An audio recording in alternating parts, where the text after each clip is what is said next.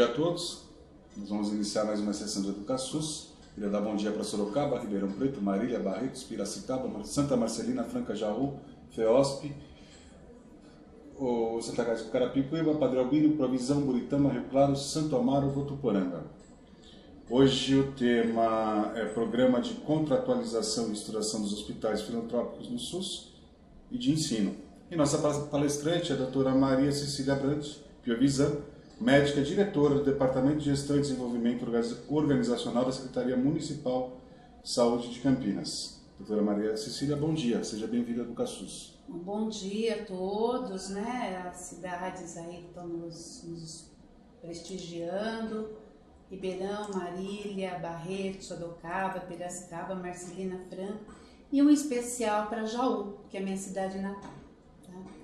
Bom dia, eu sou médica, sou pediatra de formação e sou consultora do Ministério da Saúde desde 2004. Então eu venho acompanhando o processo de contratualização, principalmente dos hospitais de ensino, né, desde 2004.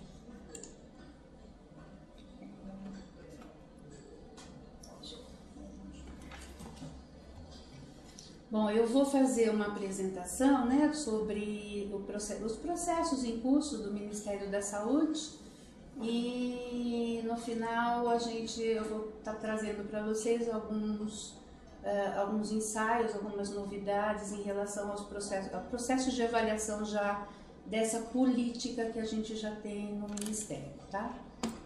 Bom, iniciando, né, o programa de contratualização então, dos hospitais filantrópicos desde 2004.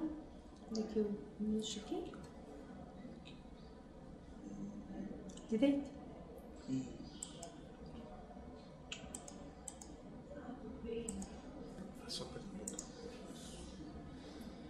Só clicar aqui?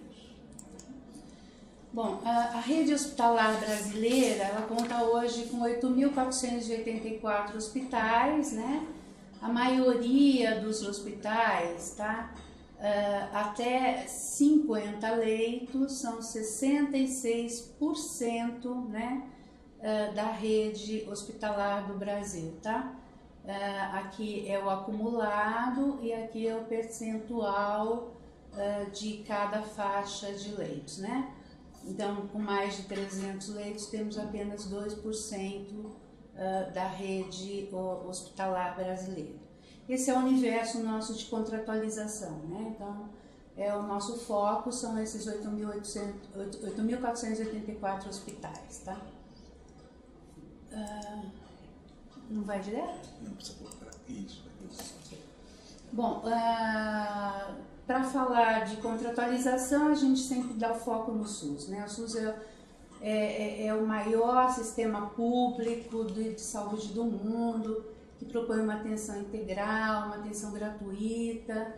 E hoje o SUS no Brasil ele tem 140 mil unidades ambulatoriais, 8.400, esse dado está errado, 8.400 hospitais, né?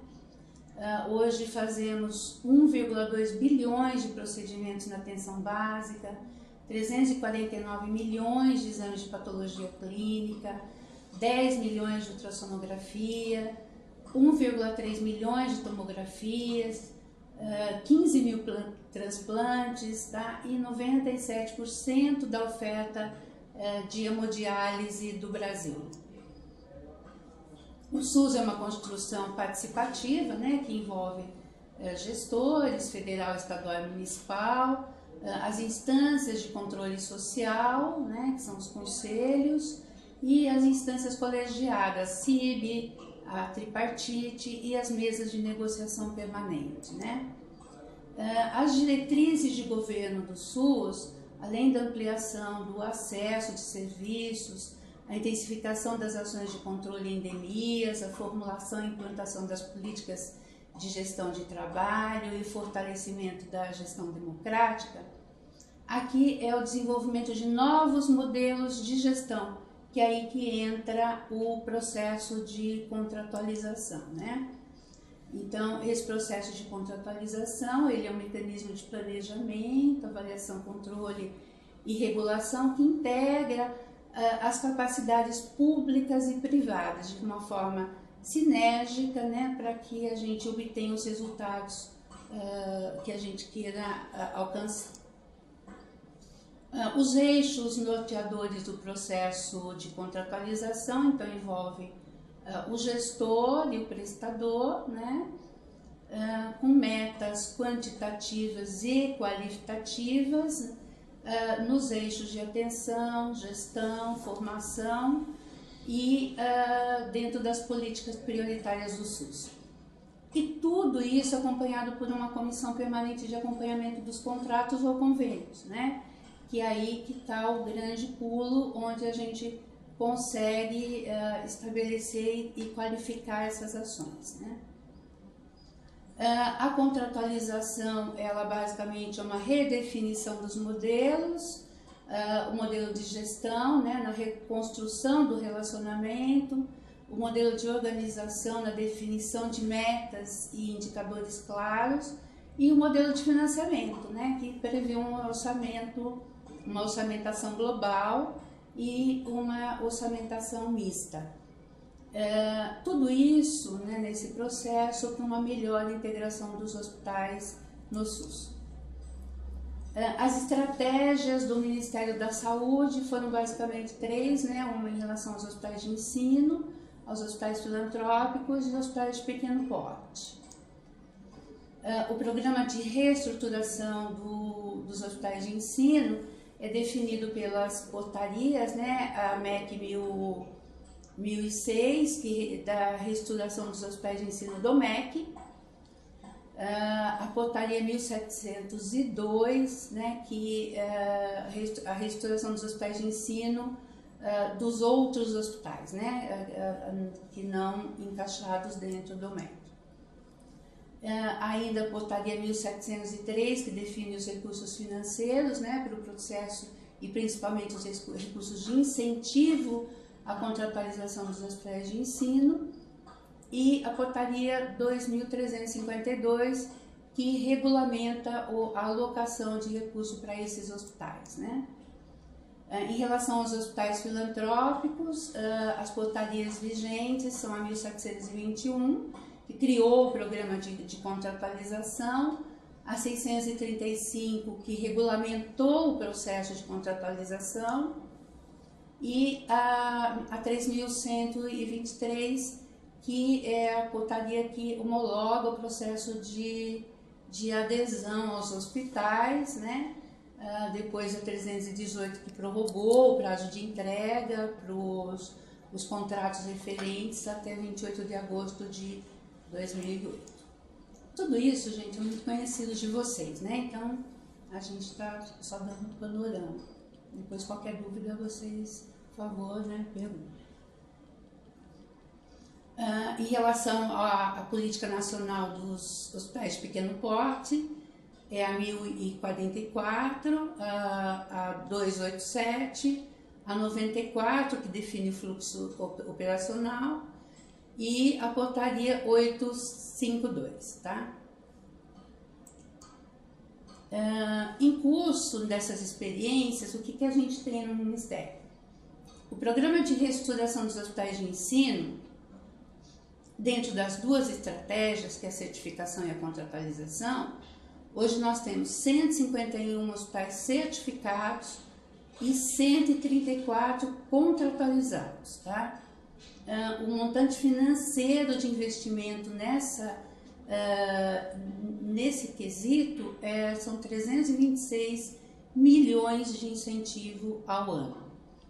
O programa de contratualização dos hospitais filantrópicos, nas duas estratégias, que é a adesão e a contratualização, são 757 hospitais participantes, sendo que 645 foram contratualizados, dando um montante financeiro de 214 milhões de incentivo ao ano, tá? E na política de pequeno porte são 432 participantes com 42 milhões de incentivo. Bom, os passos operacionais para a contratualização, né? São basicamente três. O primeiro é a pactuação das metas dos indicadores, né, que são os termos através dos termos de referência, os planos operativos, a utilização dos instrumentos formais, que daí é o convênio ou contrato com o gestor, e a implementação dos grupos de acompanhamento, que são as comissões de avaliação. Para o pacto e o plano de trabalho, né, não tem como você fazer se o gestor não tiver claro o diagnóstico do município, o diagnóstico do estabelecimento, a definição clara do perfil assistencial desse estabelecimento, o plano de ações e metas e os indicadores muito claros nos eixos de atenção, das políticas prioritárias, da gestão e da formação e pesquisa.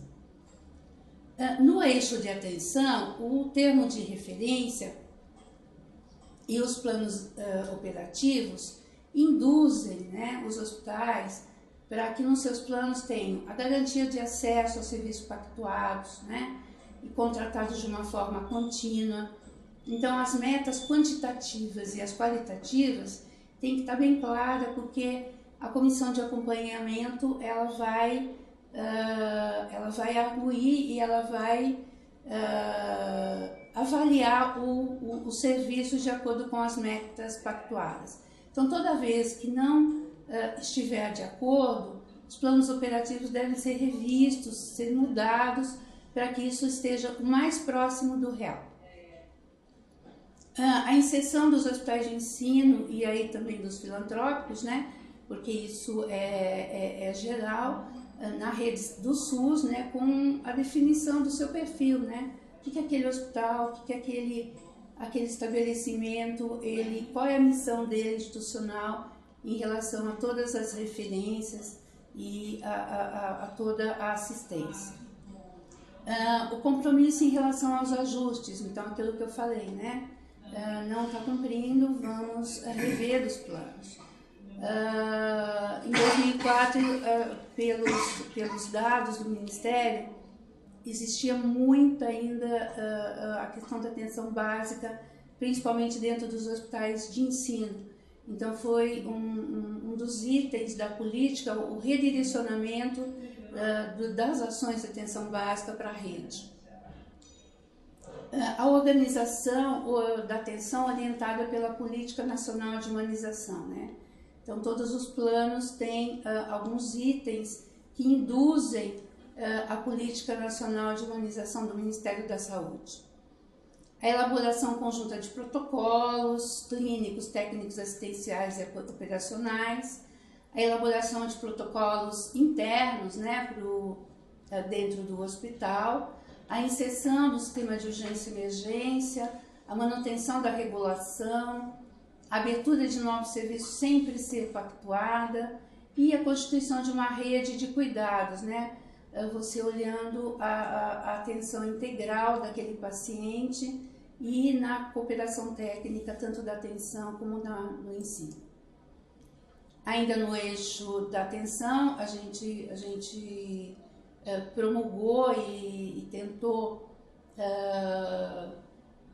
melhorar as ações em relação à diversificação das tecnologias do cuidado, né? Então, uma intensificação em relação ao hospital-dia, atenção domiciliar e a cirurgia ambulatorial. O desenvolvimento também de atividades de vigilância, né? As comissões de ética, que isso já está bem consolidado, acho que em todos os hospitais, né? E as demais comissões, e a participação dos hospitais nas políticas prioritárias do SUS, tá? Opa! Vamos voltar lá.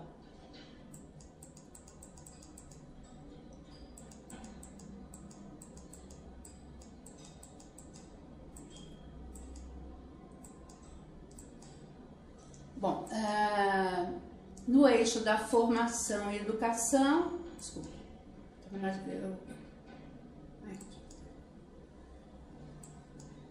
então no eixo da atenção, né, que as políticas prioritárias do SUS, na parte da gestão, o incentivo à democratização da gestão, a elaboração dos seus planos diretores, ao planejamento hospitalar, a horizontalização da gestão, a transparência da gestão, então uma gestão administrativa e financeira, né, que dê transparência ao hospital. Aqui, né? Isso.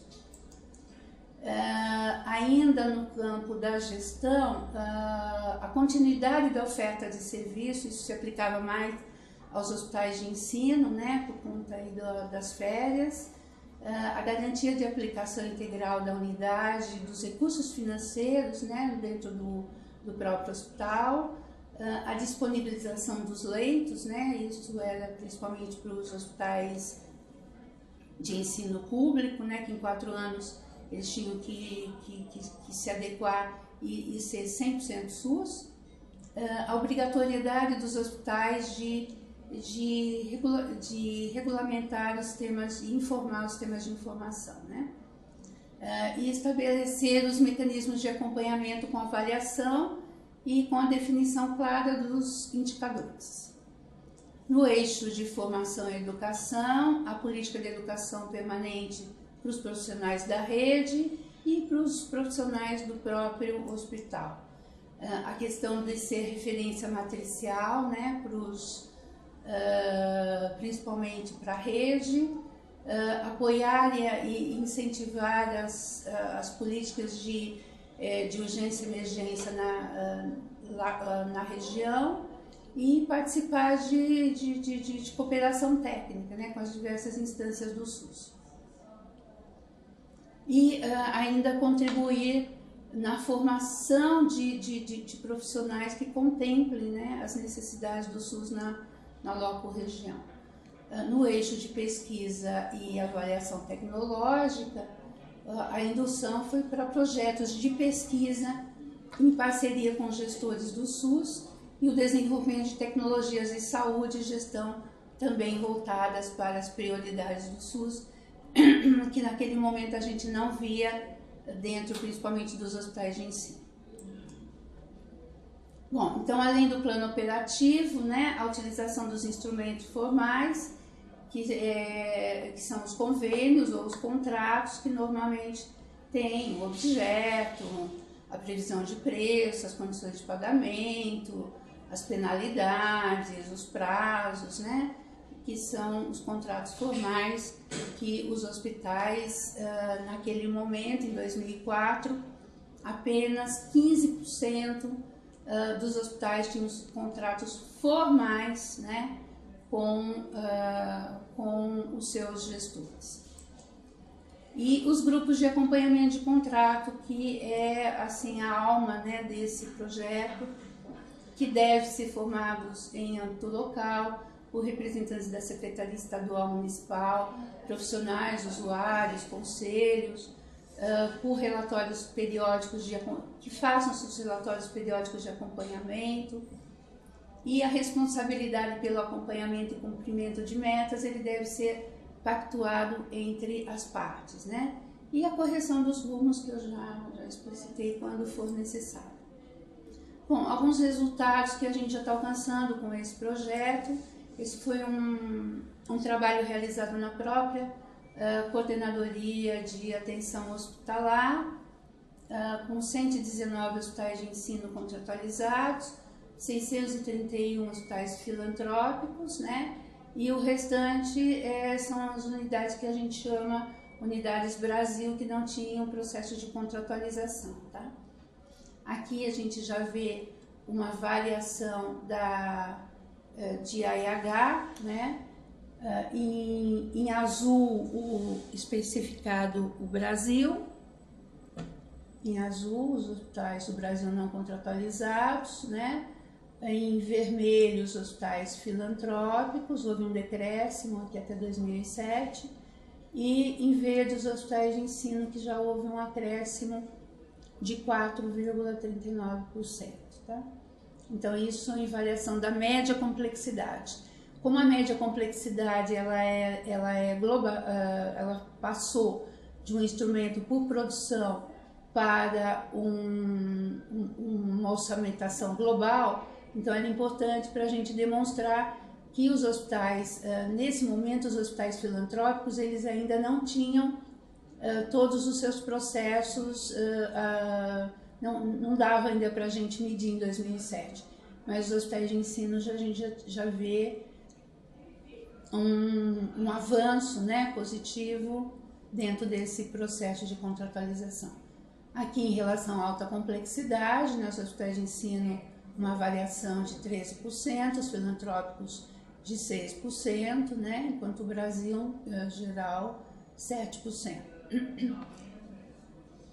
Outro objetivo, que era a diminuição da atenção básica, também ele foi alcançado, né, com uma diminuição dos procedimentos de atenção básica que estão dentro dos hospitais contratualizados. Tá? A variação da alta complexidade no CIA também a gente vê um acréscimo.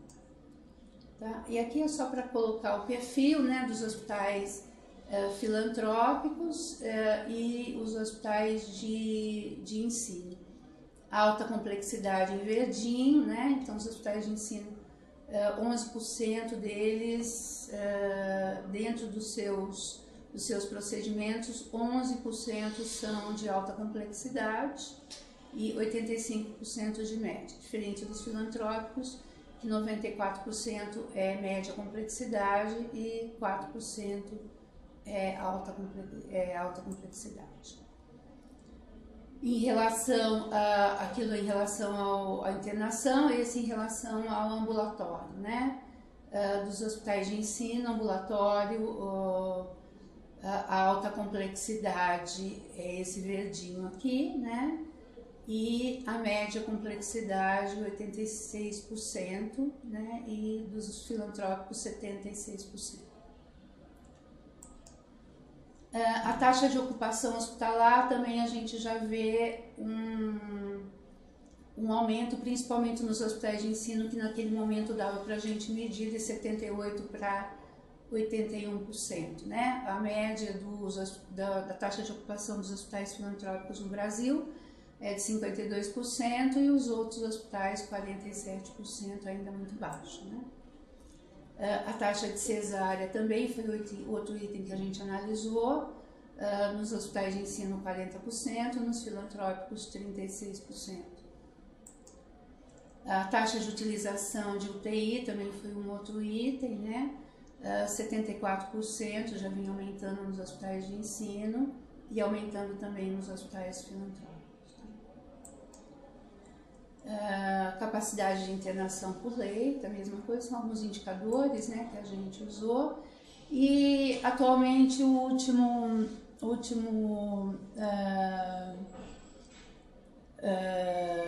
experiência que a gente tem, né, de análise desse processo de implementação dessa política foi feito pelo Hospital Samaritano.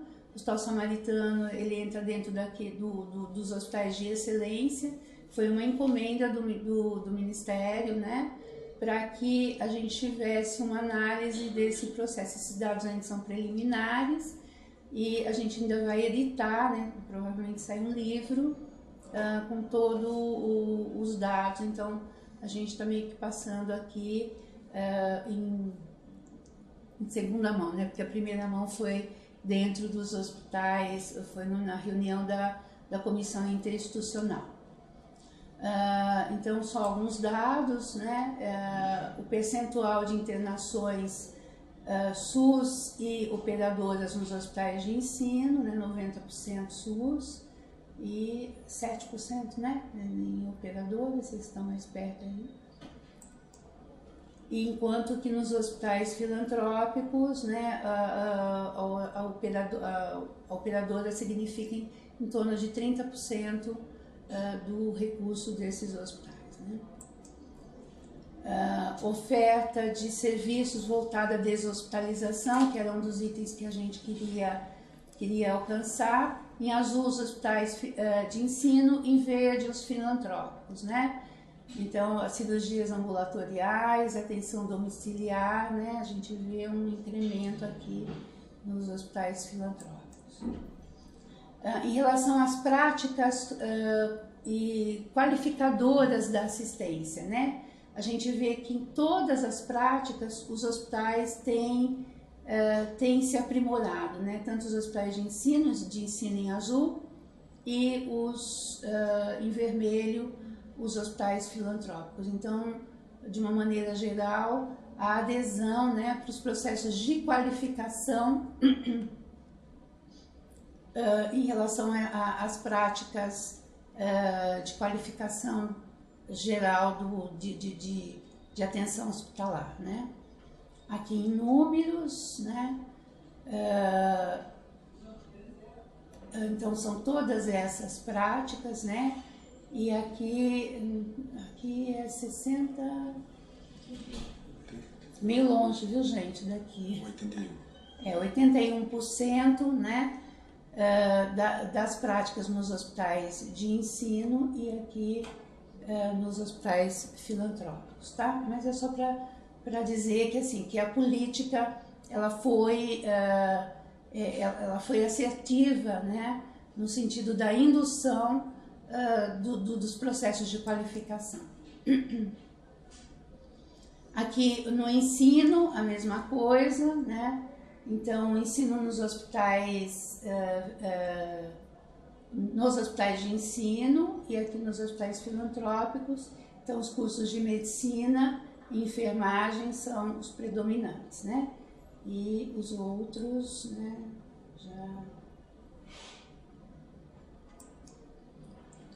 na pesquisa e avaliação, tá? Aqui mais nos hospitais, em azul os hospitais de ensino, em vermelho os hospitais filantrópicos, tá?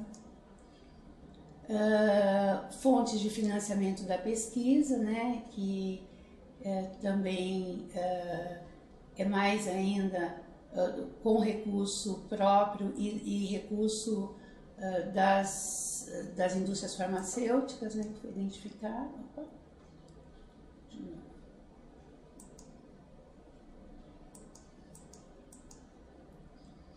E aqui os efeitos percebidos nesse processo de contratualização, né?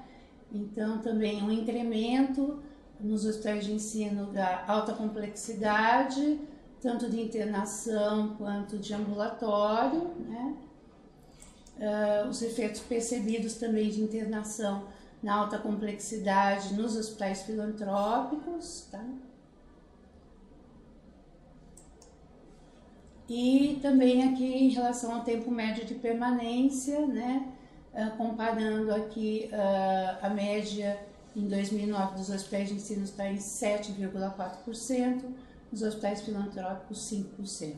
A taxa de ocupação, né, um pouco diferente daquele outro dado, 70% e aqui 59%. E o importante desse estudo foi que, ao analisar os 131 hospitais de ensino e os 633 hospitais filantrópicos, né, esse estudo também envolveu a participação dos gestores, então foi os efeitos percebidos nesse processo de contratualização, né.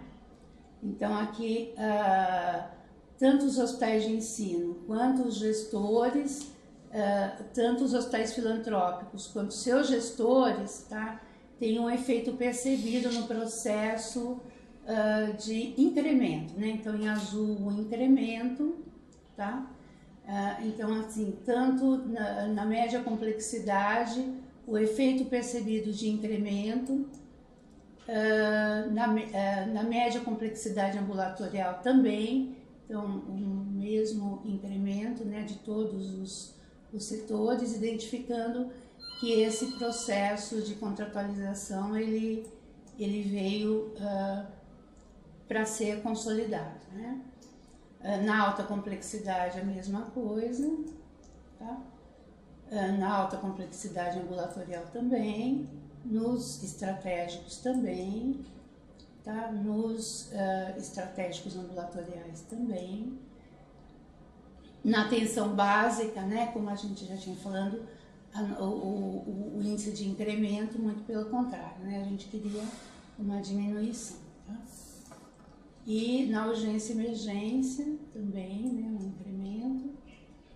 E o impacto da contratualização em relação a todos os hospitais, né? O impacto percebido entre os gestores e os dirigentes hospitalares, altamente positivo. E aí foi dada uma nota, tá? Nos hospitais de ensino, a nota foi de 6,4, os gestores de hospital de ensino deu uma nota de 7,2, os hospitais filantrópicos na mesma, né, 6,3 e 6,9. Isso identificando que o processo de contratualização ele está cada vez mais dentro, né, como uma ferramenta mesmo importante de qualificação e de indução dos hospitais, tá? Ainda é um processo incipiente, né? A gente tem que ter a contratualização muito colada ao acompanhamento e avaliação, tem que ter uma clareza no que contratar, a participação efetiva, né, dos gestores e a correção dos rumos, né? Opa, de novo, hein? Desculpa.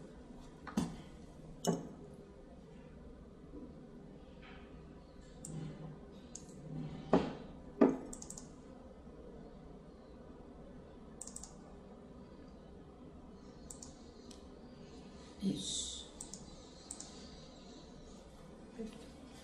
Obrigada. Bom, então, as vantagens, né, é a programação orçamentária e financeira. O gestor hospitalar ele tem a segurança e a certeza do que ele vai receber, a facilitação dos processos de avaliação e controle, a possibilidade de um maior investimento na gestão, adequação dos serviços conforme a demanda e as necessidades, né? E uma maior transparência na relação, né?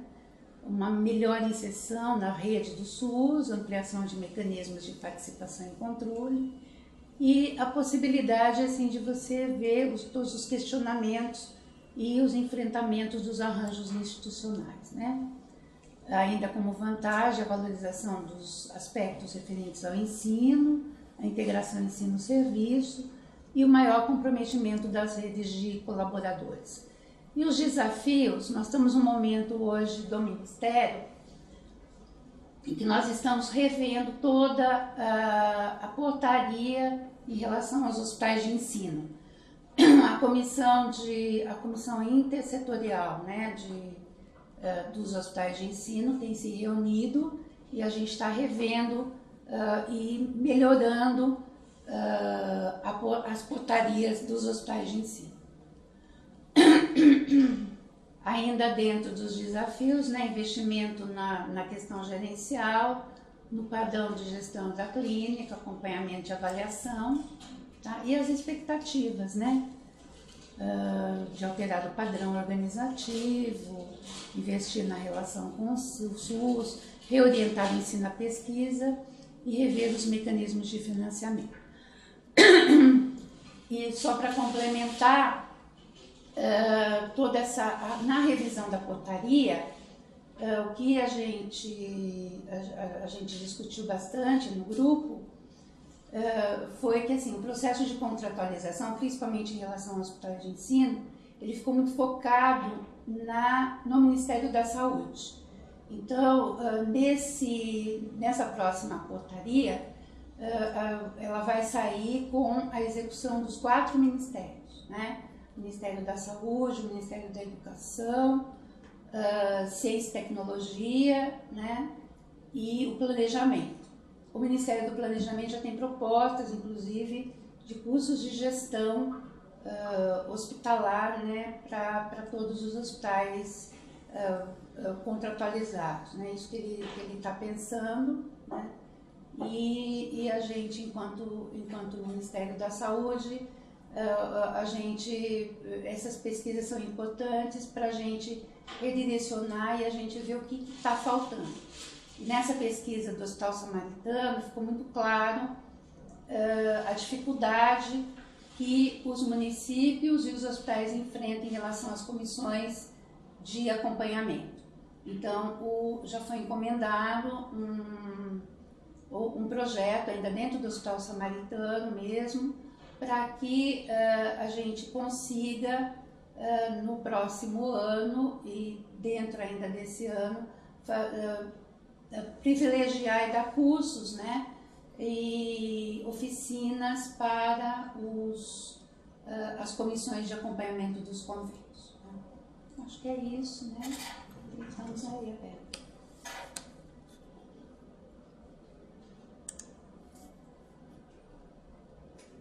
Queria agradecer a explanação da doutora Maria Cecília Branco. Queria abrir para perguntas. O pessoal do IPELA, a gentileza de levantar a mão, quem gostaria de conversar.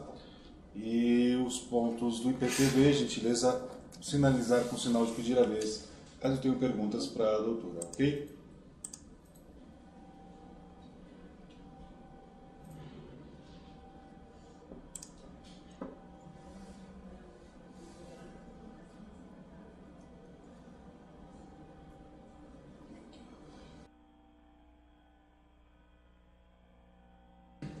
Barretos, bom dia. Bom dia, doutora Maria Cecília, bom dia, pessoal do Educação. Barretos, a nossa Santa Casa, é um hospital que nós temos para o SUS 280 leitos. Nós temos 380 leitos, mas disponibilizados ao SUS 280. Nós temos a contratualização com o nosso gestor aqui, a Secretaria de Saúde, mas ela está vencida desde agosto do ano passado, vai completar um ano. Nós temos problemas sérios porque acredito que a nossa Santa Casa, como a grande maioria, acumula aí por mês um déficit, um prejuízo de em torno de 800 a 1 milhão de reais. Nós temos procurado insistentemente o nosso gestor aqui para uma nova rodada de contratualização, mas a gente percebe da parte do gestor um receio muito grande. Parece assim que ele vai ter que tirar do bolso esse excedente, esse valor que o hospital necessita, e ele se esquiva. Na verdade, a gente nota que eles esquivam, e com um agravante ainda que o nosso hospital, a gente também tem o pronto-socorro municipal. O pronto-socorro municipal de Barretos é a Santa Casa que banca ele, vamos dizer assim. E isso, junto com a parte hospitalar, acumula esse prejuízo mensal que agora ele está, inclusive, se tornando insustentável para o hospital. Nós procuramos meios de todas as formas, por filantropia, por promoções e tudo mais, mas, infelizmente, me parece que, inclusive, o gestor ele se coloca numa posição cômoda, porque como o pronto-socorro é a Santa Casa que toca, eles, na parte de atenção básica e atendimentos, fica um tanto a desejar, porque ocorre justamente o que a gente não quer, que o SUS já preconiza, que é o hospitalismo. O pessoal às vezes se acostuma a vir ao pronto-socorro da Santa Casa, porque a gente presta um atendimento de qualidade, digamos assim, né? E isso aí eu acho que é ruim, porque inclusive eu sou diretor técnico aqui da Santa Casa e tenho conversado com o pessoal da Secretaria de Saúde, cria essa distorção que é uma atenção básica deficitária e um hospital com um pronto-socorro municipal, entre aspas, que ele na verdade é tocado pela Santa Casa, gerando um prejuízo e pior ainda, eu acho que até um atendimento de resolutividade é ruim para a população. Enfim, a gente tem isso. Eu gostaria de perguntar à senhora por que esse receio tão grande do gestor de fazer uma nova rodada de negociação, que seguramente nós vamos ter que aumentar os nossos tetos, né? E parece que eles ficam assim com receio em questão do Ministério da Saúde, e que eles vão ter que gastar dinheiro, e o prefeito já disse que não tem dinheiro, que tudo que ele tem ele passa para a Santa Casa, e eu acredito que a senhora, como a sua experiência maior aí de SUS, pode dar até alguma luz aqui para a gente. Muito obrigado. Posso responder? Meu nome dele? Eu não guardei seu nome.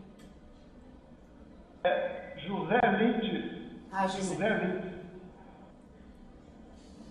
Então, José, isso a gente vê, não é só em Barretos, não, né?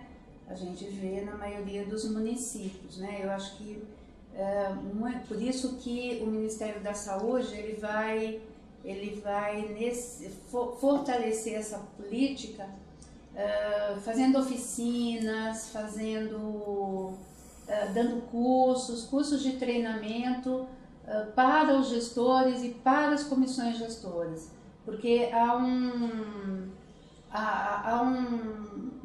assim, não digo que é medo de assumir, mas existe uma dificuldade por parte dos gestores do entendimento do que é o processo de contratualização, né? Porque o processo de contratualização, ele cada vez mais o gestor tem que estar próximo do hospital. Cada vez mais o gestor tem que estar entendendo do que é uma gestão hospitalar, do que ela significa, de quais são os recursos que aquele hospital tem para atender aquela população e qual que é a missão do hospital, né? Então, o que você disse em relação à atenção básica, né? Obriga o gestor a olhar o município como um todo. Então, para um processo de contratualização, os gestores eles têm que ter muito claro qual que é o papel da atenção básica, qual que é o papel do hospital dentro daquele município, o que ele pode dar de melhor, o que ele não pode dar.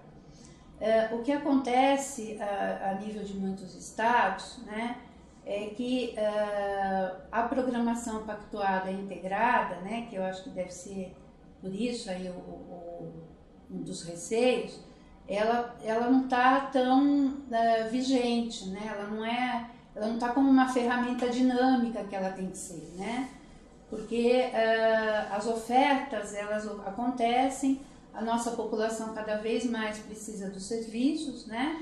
E isso tem que ser um processo dinâmico. Então, o processo dinâmico da PPI, que é a Programação Pactuada Integrada, ela tem que auxiliar os gestores, né, nessa ferramenta de contratualização. Porque na PPI ele vai definir os novos tetos, né, e aí fica mais fácil, né, o gestor tendo o recurso de estabelecer o novo pacto, o novo plano operativo com o hospital. Como o processo de PPI às vezes ele fica estanque, então o gestor ele também não consegue fazer planos operativos mais adequados para que o financiamento não seja tão prejudicial assim ao hospital, né? Que é um dos objetivos dessa política, né? Ela está diminuindo todos os déficits que historicamente os hospitais vinham alcançando, né? Acho que é isso, né, José? Tá bom, muito obrigado. Ok, vou passar a palavra agora para Votuporanga, que também tem uma pergunta.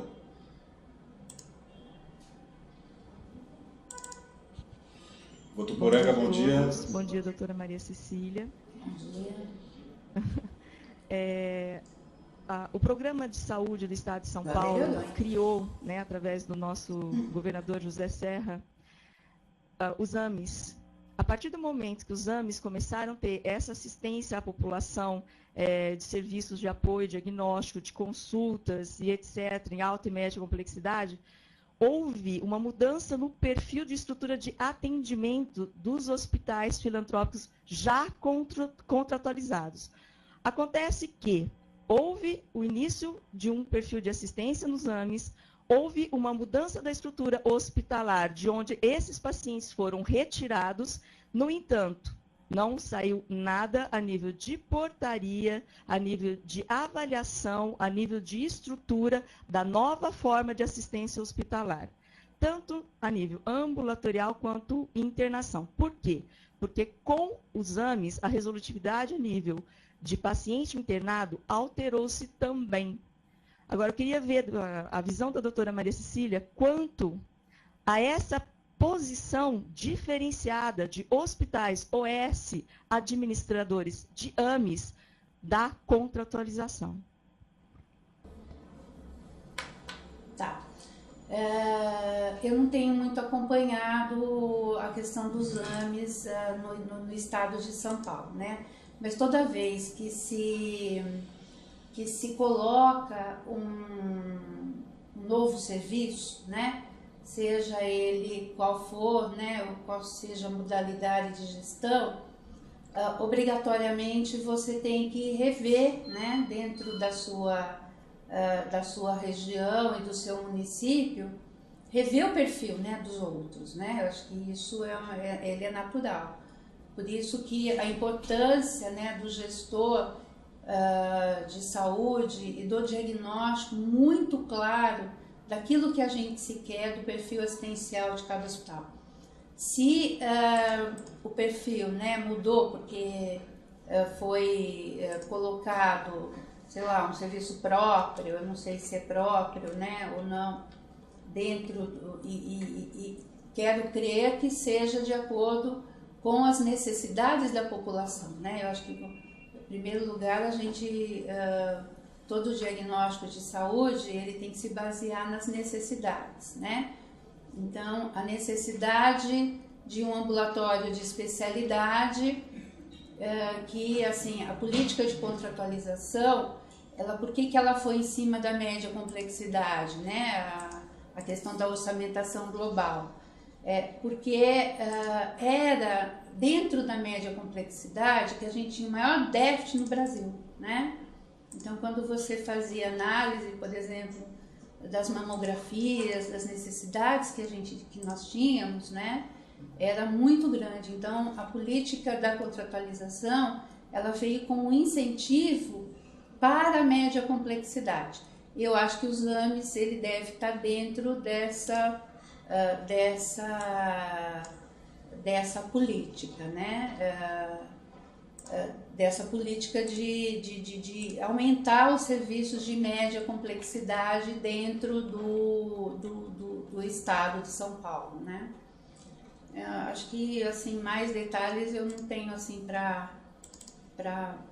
colocar para você, né? Assim, acompanho um pouco a região de Campinas, né? Que tem um AME lá de acho que Santa Bárbara, se não me engano, que a região achou que foi bem adequado. Agora não sei mais detalhes, né? Mas eu volto a insistir, né? Volto a insistir que tudo que se implanta tem que ser de acordo com a necessidade da população. Aí tem que rever a questão da programação pactuada integrada, rever os tetos, né? Eu acho que tudo isso, essa dinâmica dentro dos municípios, ela é importante e cada vez mais a gente tem que aprofundar.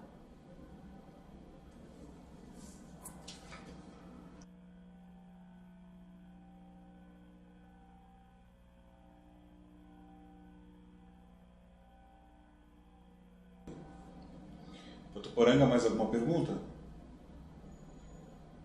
Já com o microfone. Eu queria acrescentar o seguinte: a demanda, né, todo o estudo feito da demanda para esse tipo de assistência no AME foi feita sem nenhum complicador. Acontece que essa estrutura vem tirando os nossos atendimentos ambulatoriais, principalmente. E depois desse atendimento realizado, esse paciente atendido, sem problema nenhum, dando resultado, eu fico dentro da minha FPO sem esses pacientes. Por quê? Porque eles saíram da minha estrutura hospitalar e foram dentro da minha estrutura AME. Então, eu não estou tendo uma interligação de uma estrutura de orientação, de avaliação, de controle da comissão, porque a demanda está sendo feita, o paciente está sendo atendido, mas eu fico ociosa dentro da minha FPO, numa avaliação quantitativa desses atendimentos. Então, hoje, após 2 anos de funcionamento do nosso AME aqui em Votuporanga, que é uma estrutura administrada pela gente como S, nós estamos com uma falha gritante dentro da nossa avaliação da contratualização e ainda não se foi tomada nenhuma medida quanto ao Estado ou o governo federal da nossa intervenção sobre essa assistência modificada. Muito obrigada pela resposta, doutora. Entendi. Vou passar a palavra agora para a CMB.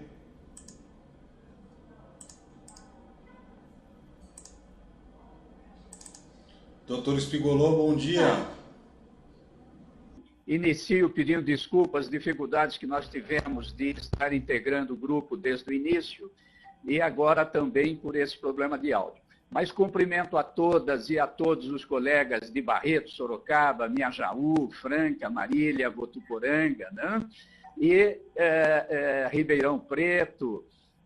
E, acima de tudo, cumprimento a minha cara colega, doutora Cecília, conterrânea, e uma das pessoas que tem conosco enfrentado a discussão nesse momento da contratualização.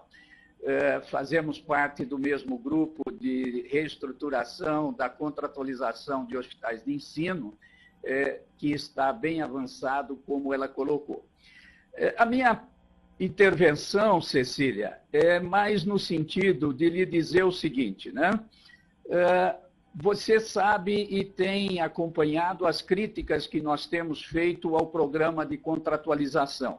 Eu entendo até que todo o trabalho maravilhoso de pesquisa que o Hospital Samaritano vem fazendo e que você apresentou dados excepcionais, ele peca porque não analisou claramente os problemas que estão decorrendo da relação do gestor com o prestador.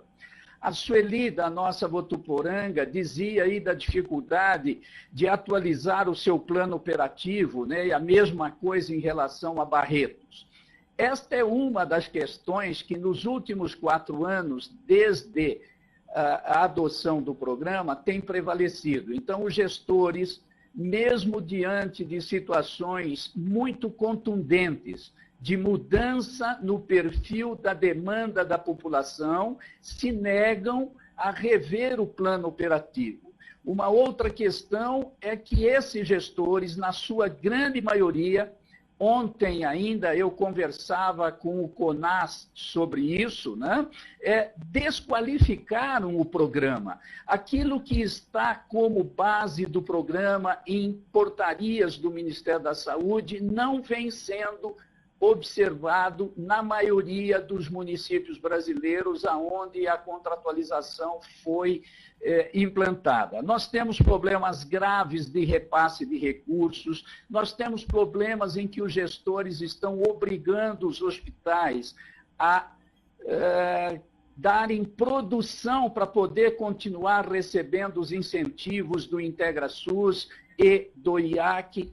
Há problemas, inclusive, no Estado de São Paulo, muito graves com a Secretaria de Saúde do Estado para aqueles hospitais que estão sob a gestão estadual, com referência a esta questão dos incentivos, né? Algumas DRS aí do interior estão exigindo que as instituições comprovem aquele 100% de atendimento em cima do valor somado ao IAC e ao IntegraSUS e não apenas o valor pré-fixado, né?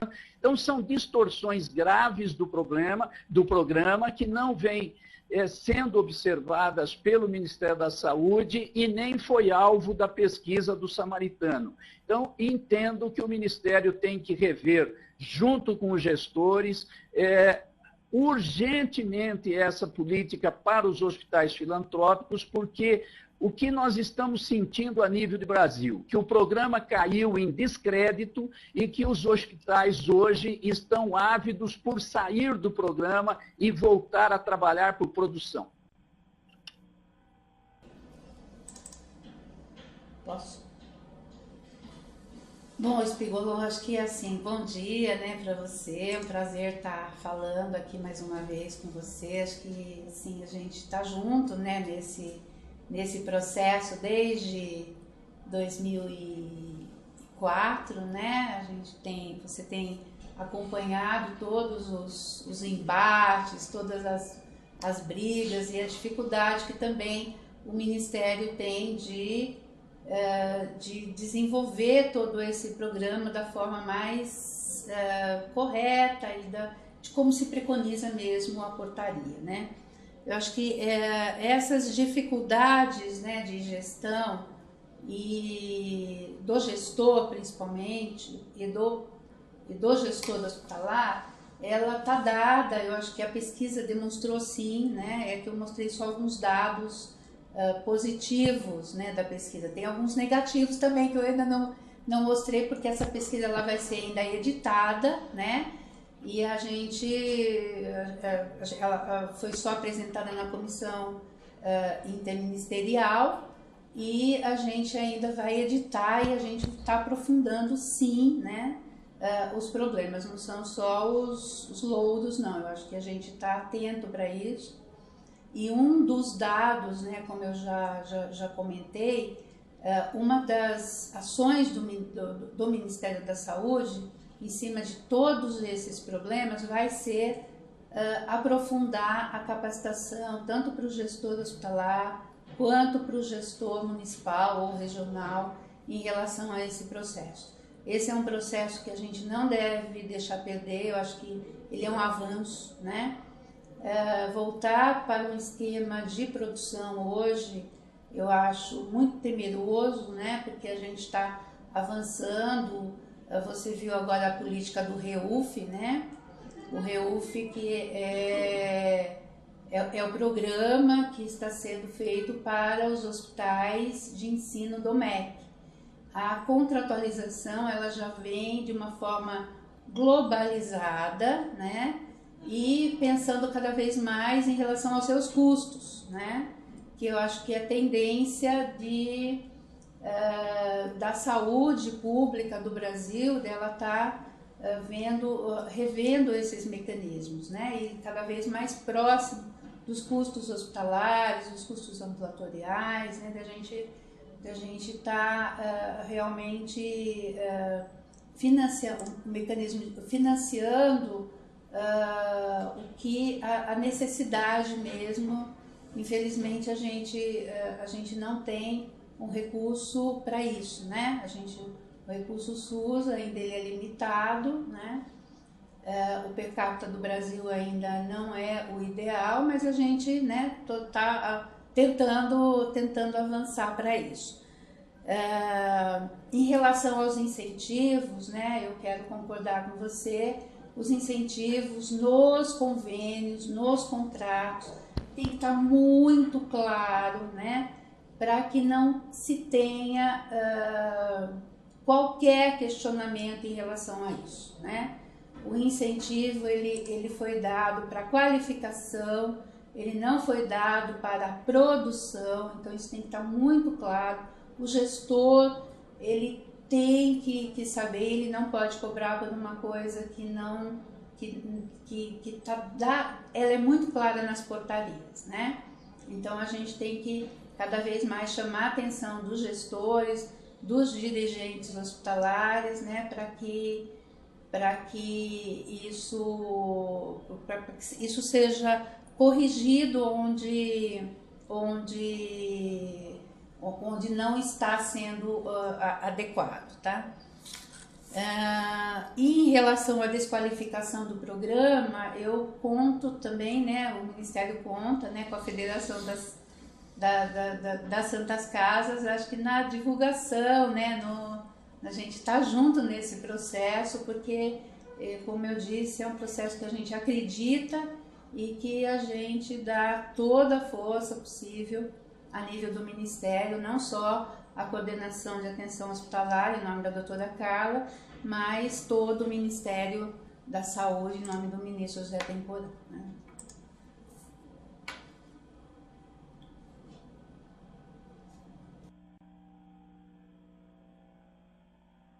Está só escutando. Conseguiu? Bem, eu quero agradecer a doutora Cecília pelas suas respostas e quero dizer a todos os colegas que estão nos assistindo, estão interagindo nesta videoconferência, do extraordinário trabalho que a doutora Cecília tem feito à frente do Ministério da Saúde. Ela tem sido, para nós, de fundamental importância, não só porque é uma pessoa extremamente disponível para todas as questões e muito envolvida na solução dos problemas. Cecília, de público, os meus agradecimentos a você e o reconhecimento pelo trabalho que você vem realizando.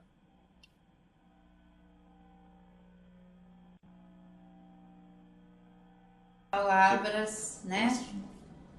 Eu retribuo, porque você também é uma pessoa que vem ajudando muito o Ministério da Saúde, né, na solução dos problemas, porque, como eu falei, né, não são só os louros, não. Eu acho que a política está aí, ela está dada, mas a gente tem muito trabalho pela frente. É um processo incipiente ainda, ele tem 5 anos, né? E a gente espera que cada vez ele esteja avançando mais, né? É para isso que a gente tem trabalhado junto ao Ministério da Saúde, para que cada vez ele se consolide mais. Agora quem é? Queria agradecer a participação do Dr. Espigolon. Dr. Espigolon, bom dia. Jaú, bom dia, Jaú. Por favor. Bom dia. Bom dia. Estão me ouvindo bem? Alô, vocês estão me ouvindo? Bom dia. Sim, bom dia, pode bom falar, dia, Jaú. doutora Cecília. Bom dia. Bom dia. Getúlio Segala, eu sou o diretor clínico do Hospital Amaral Carvalho. O Hospital Amaral Carvalho é especializado em oncologia, um dos centros de referência em oncologia no Brasil, e somos hospital de ensino também. Então eu queria aproveitar essa oportunidade para fazer uma defesa e uma crítica ao nosso gestor, que nós estamos sob gestão estadual, em relação ao processo de contratualização, e gostaria de ouvir a opinião da doutora Cecília, que eu acabei de descobrir que é conterrânea nossa também, né? O pessoal do Jaú é combatível. Espigolon, um abraço. A defesa que eu quero fazer é em relação ao contrato de contratualização que veio pronto do Ministério da Saúde e que ele não é claro quando ele desvincula os incentivos em relação à produção.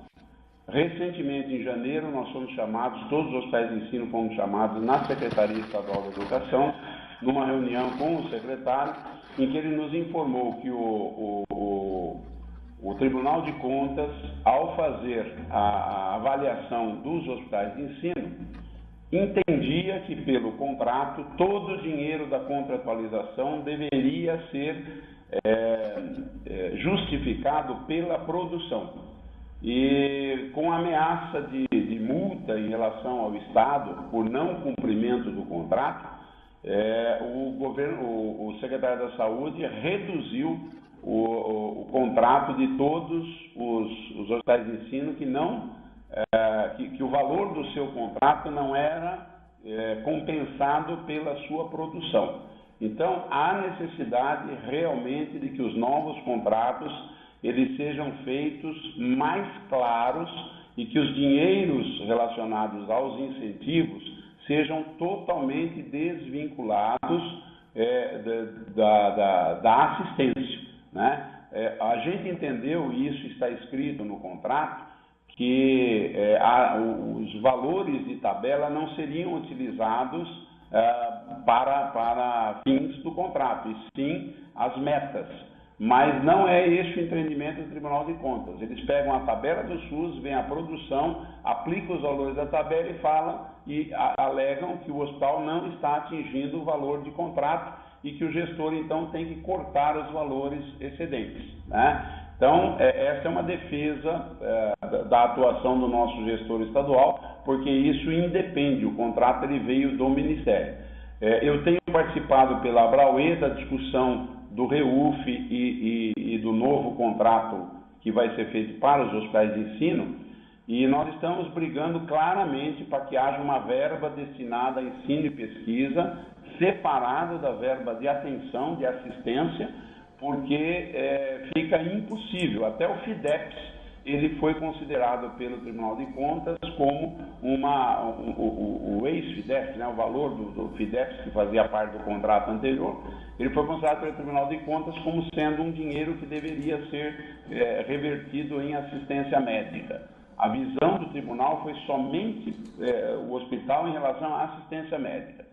E o que eu quero fazer de crítica ao gestor estadual é justamente a PPI, que ela já foi realizada no Estado, pelo menos nos últimos 4 anos, umas 3 vezes. Em todas elas, o nosso hospital seria contemplado com aumento, né, do teto orçamentário por conta da grande atividade que a gente tem. Todos os hospitais de câncer eles são obrigados a dar atendimento integral ao paciente com câncer. Os tetos nossos não são atualizados. Então, há necessidade também que os próximos contratos, e aí não só para os de ensino e também para os filantrópicos, que os valores de reajustes eles sejam anuais e obrigatórios, né? Para que não se fique alegando que a PPI não foi possível, tem divergências, tem que ser reestudado, e aí o governo empurra isso 1 ano, 2 anos, 3 anos, né? A PPI que foi concluída, o grande problema, essa minha visão da PPI, é que ela não acrescenta dinheiro novo, ela redistribui dinheiro no sistema. E isso é um ato político. Então, você tirar dinheiro de uma Santa Casa ou de um município para realocar em outro, passa a ser um ônus político para a Secretaria Estadual. Então, é óbvio que se evita conflitos políticos dessa natureza. Isso precisaria estar bem expresso no contrato para que isso pudesse ser feito automaticamente. Gostaria de ouvir a opinião da doutora Cecília. Posso? Pode responder. Posso? Bom, bom dia, né? Primeiro, meu conterrâneo aí, e parabéns aí pelo hospital, né? A gente sempre tem notícias no Ministério de que o Hospital Amaral Carvalho é uma pesquisa, né, feita pelo INCA, né? Do ponto de vista assistencial, ele é muito contente, muito qualificado, então parabéns aí pelo trabalho. Bom, essa questão dos incentivos, tá? Primeiro, assim, ele não veio o contrato, ele não, o Ministério da Saúde, ele induz, né? E ele coloca algumas regras para a execução do contrato, mas não é o Ministério da Saúde que deu o formato, né? Isso fica a cargo do gestor, né? Se vai fazer um convênio, se vai fazer um contrato, se vai fazer um termo entre entes públicos, né? Que a gente tem muitos hospitais que são termos de compromisso entre entes públicos, né? Então, isso fica a cargo do gestor. Mas a portaria, né? Por exemplo, o Hospital Amaral Carvalho tem uma portaria em que foi dado um incentivo, né? E esse incentivo, ele é ligado à portaria 1702, a 1703. Então, o Tribunal de Contas, tá? O gestor tem que apresentar isso para o Tribunal de Contas, porque tudo isso, juridicamente, é altamente defensável.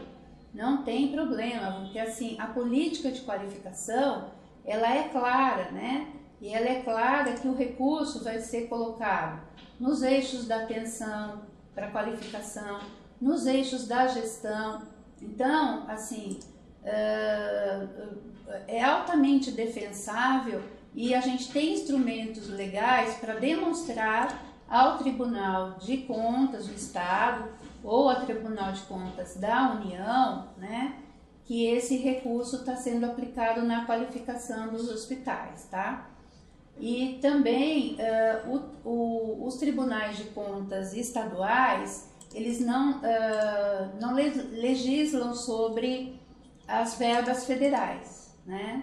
Então, as verbas federais é o Tribunal de Contas da União quem vem e que apura, né, se realmente aquele gasto foi realizado de acordo com o repassado, né? Então, acho que assim, dentro da política do Ministério, a gente tem tudo, né, para que vocês, enquanto hospital, demonstrem, né, que seus gastos não precisem ser cortados por nenhum gestor, tá? Então, isso que eu queria estar colocando, né? isso já foi alvo, já foi levado para o Ministério, e a orientação do Ministério é que vocês peguem as portarias, né, dos incentivos, mesmo o incentivo do FIDEPS, ele foi colocado claramente quando o hospital foi contratualizado, né, não só do FIDEPS, mas do IntegraSUS também para quem tinha, né. Então, é altamente defensável, nós não vemos, assim, problema nenhum, tá? E em relação à PPI, eu acho que a mesma manifestação que eu fiz, né? Eu acho que a PPI é um instrumento dinâmico em que a gente tem que forçar mesmo, e a nível de cada região, são os colegiados regionais, né? Então, assim, levar como pauta nos colegiados regionais, né? E tentar incentivar os gestores a reverem os seus processos, né? Não é fácil mesmo. Virar a roda não é fácil, né? A gente é bom de fazer diagnóstico, mas a gente fica só no diagnóstico. E o planejamento, a gente tem que seguir o ciclo do PDCA, né? Planejar, executar e depois controlar e avaliar, né? Para depois planejar novamente. Então, o ciclo a gente tem que estar toda hora impulsionando, essa é a nossa função, né? E por parte do Ministério a gente está revendo, né, as portarias, o Spigolon tem acompanhado, então a gente está no momento de rever as portarias para todos os hospitais de ensino e na sequência o processo de contratualização é o mesmo, né? Com certeza também para os hospitais filantrópicos. E a gente aprende com os erros, né? Então, o que não estava claro nas portarias anteriores, a gente vai tender a deixar bem claro e bem explícito para que não tenha dúvida, né, em relação a todo o processo. Obrigado. E mais alguma pergunta? Muito obrigado pelo presente. Não, eu só quero agradecer a participação, é exatamente essa linha de pensamento nosso, que era apenas fazer uma brincadeira com o que a doutora Cecília falou, porque na PPI o PDCA ficou só no P, doutora, é P, todo ano a gente faz um P, e o DCA não vem, infelizmente. Isso é verdade. Ok, temos mais alguma pergunta, mais algum comentário, Spigolon? Deu horário, né? 10 horas. Tudo bem. Nós não ouvimos aqui toda a exposição de Jaú, não conseguimos ouvir, estávamos novamente sem som. Mas creio que pelas respostas da doutora Cecília ficou claro para mim também. Ok, obrigado, doutor Spigolon. Franca, sua pergunta, por favor.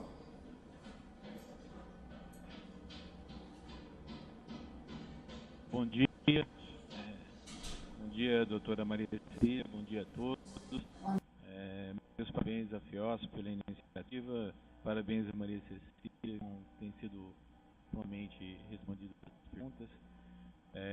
A questão que eu coloco, doutora Maria Cecília, é considerações que nós tivemos agora com as certidões de filantropia e que a contratualização e o cumprimento dos anos operativos tornaram-se extremamente importantes para comprovar o cumprimento das nossas metas qualitativas e quantitativas. Como já bem colocou Barretos, Spigolon, nós atravessamos vários problemas com relação a isso. Tanto no sentido de acompanhamento de contatos e as dificuldades com o gestor com relação ao plano operativo. Inclusive, também foi colocado para que seja feita a avaliação da produção, às vezes tem colocado aí a inclusão dos incentivos e deturpando bastante o acompanhamento dos contratos. Eu entendo assim, como bem temerosa essa situação, por isso uma necessidade de planejamento urgente, para que nós não coloquemos em risco aí a questão das nossas certidões. Por isso que eu acho que é de extrema importância esse assunto. Entendo também que a falta de participação dos prestadores na PI tem sido um motivo para criar vários problemas com relação a isso. Não entendo nem que vimos, nem discuto a questão do assento, mas não participação tem provocado vários problemas na monta da FPO e tem complicado bastante a questão dos operativos das gestoras. Tanto a minha colocação em alguns pontos pode ser até repetitiva, inclusive a questão dos centros, mas principalmente com relação a como nós ficaríamos em relação ao plano operativo frente a essas exigências que nós temos agora para as certidões de filantropia e houver um impasse, como nós temos que estar abordando isso. Muito obrigado. Pode falar com ele diretamente. O nome dele você também. Eu assim, desculpa, mas não ficou claro, porque aqui teve interrompimento, né, na sua pergunta, eu também não consegui ver o todo. Você poderia repetir, por favor? Pois não, doutora. Meu nome é Marcelo Giardini, eu sou da Santa Casa de Franca. Questão... Deixa eu falar. Franca, bom dia. Vocês estão com um problema no áudio, está realmente difícil, a gente não consegue entender a pergunta. Tá? E como a gente já está passando do horário, pode mandar por e-mail. Tá? A doutora Maria Cecília se disponibiliza a responder por e-mail a pergunta. Doutora Maria Cecília, por favor, passe seu e-mail para o pessoal. Bom, para quem não conseguiu fazer a pergunta, então meu e-mail é ceciliapiovesan, com SAN, @terra.com.br.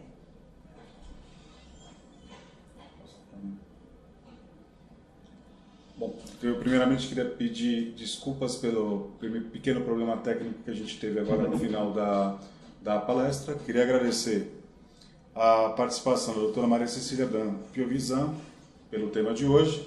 Gostaria de agradecer a participação de Sorocaba, Marília, Ribeirão Preto, Barretos, Piracicaba, Santa Marcelina, Franca, Jaú, a participação especial do Espigolon, Carapicuíba, Padre Albino, Provisão, Buritana, Rio Claro, Santo Amaro e Votuporanga. Queria dar um bom dia a todos e até a próxima sessão do EducaSUS.